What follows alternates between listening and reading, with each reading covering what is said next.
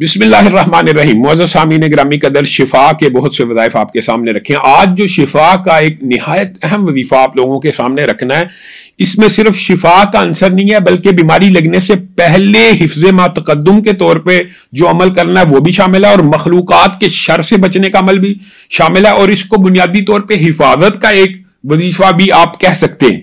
और यह भी याद रखिए कि मखलूक़ात के शर से बचने का भी एक वजीफा आप कह सकते हैं। मखलूक़ात, जब मखलूक़ात की बात आती है तो हर शय मखलूक है, अल्लाह के अलावा हर शय मखलूक है। उसके अंदर बीमारियां हों, उसके अंदर जिन्नात हो, उसके अंदर सांप हो, जहरीले जानवर हो वगैरह।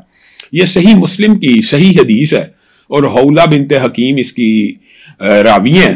रसूलुल्लाह सल्लल्लाहु अलैहि वसल्लम ने इरशाद फरमाया, और ये एक जनरल कुलिया भी है और इस हदीस के अंदर मन नावाला मंजिलन का जिक्र भी है। सुम्मा काला आऊज़ु बिकलिमातिल्लाहि ताम्माति मिन शर्रि मा खलक, जो किसी मकाम पर उतरे और कहे आऊज़ु बिकलिमातिल्लाहि ताम्माति मिन शर्रि मा खलक, अल्लाह के जमी कलिमात की पनाह में आता हूं हर मखलूक के शर से, तो उसको कोई चीज नुकसान नहीं पहुंचा सकती। हत्ता यरतहिल मिन मंजिलिही की बात भी है हदीस में कि यहां तक कि वो उस जगह को छोड़ ना दे। गोया आप गाड़ी में बैठे हैं, सफर की दुआ करें, आऊज़ु बिकलिमातिल्लाहि ताम्माति मिन शर्रि मा खलक 3 दफा पढ़ा।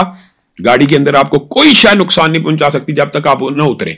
उतरने वक्त 3 दफा पढ़ा तो उसके बाद कोई शय आपको नुकसान नहीं पहुंचा सकती यहां तक कि आप वो जगह तब्दील ना करें। तो आप अंदाजा कीजिए कि कबीला अस्लम के एक सहाबी ने भी ये शिकायत रसूलुल्लाह सल्लल्लाहु अलैहि वसल्लम से आके की थी कि मुझे फलां मूदी जानवर ने नुकसान पहुंचाया था। रसूलुल्लाह सल्लल्लाहु अलैहि वसल्लम ने यही वजीफा बतलाया था, अगर तू कह देता आऊज़ु बिकलिमातिल्लाहि ताम्माति मिन शर्रि मा खलक, तो तुझे कोई चीज नुकसान ना पहुंचाती।